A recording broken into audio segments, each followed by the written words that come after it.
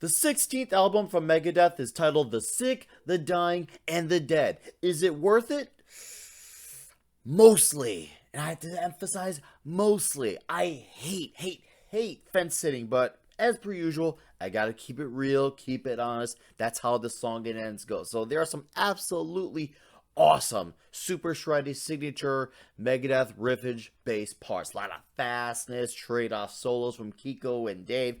Great lyrical content from an informed perspective. Lots of varied dynamics from song to song. Hell, even Dave's voice sounds great, and the band teetered the line between like the Countdown era and sometimes even a little bit of a like a lost child between Killing and Peace Sells. As I suspected, 32 flavors. Inciting of said lost child examples, Life in Hell, Celebutante, Will Be Back, immediately come to mind to a time where you're lost in the village of riffing, and before you know it, you're banging your head upon the stage with metal taking its place. Well, Dogs of Chernobyl and Killing Time kind of go in their peaks and valleys direction. Hell, even Ice-T's spoken word appearance in Night Stalkers works in the thrash metal context. And who would have fucking thought? Because, like, you're like, hold on, this spoke word, it sounds like he's just like going off like the way he does in Body Count. Either way, it still sounds good. I like it. Not Six Nick Menza, though, has an album, had a drummer that has been featured very prominently here in the name of Dirk Verbeuren. The dude is a fucking powerhouse. When he needs to hold a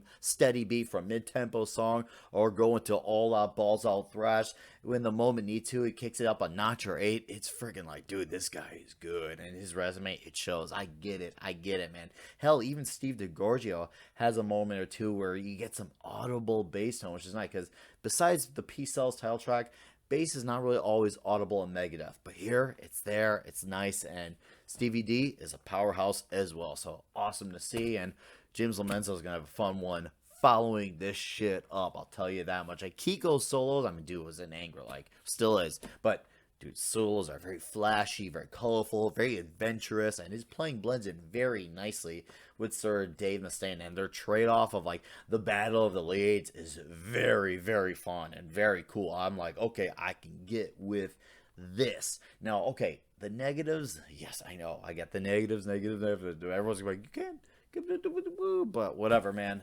whatever.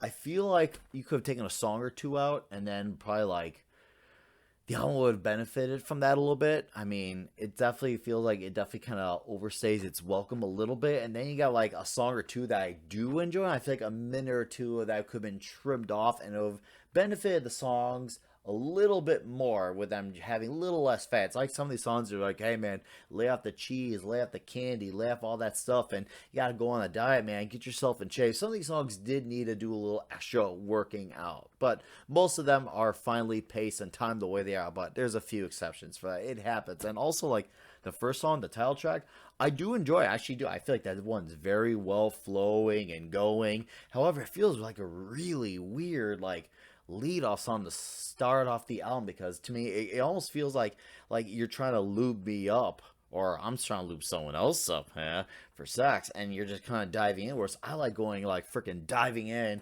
no lube, first song. Like I think of like the Blackmail of the Universe is the word, just dive right in and plow through like a village, and like this one's just kind of like way smooth, and then it gets to the pounding and the fucking. But that's where I'm at with the complaints. It's still a good album. I enjoy it, and I was hoping I could not like say like a fairly good or like amazing, but not terrible. It's just like I enjoy it. It's a good album, and if you're a Megadeth fan that likes newer Megadeth, especially on the heavier side, like The System Has Failed, maybe even Endgame, I think you'll like this one. If you're one of those guys who's stuck in 1989, never moves past it, which is fair reasoning, but I don't think you'll like this. So, oh well, I freaking enjoy it.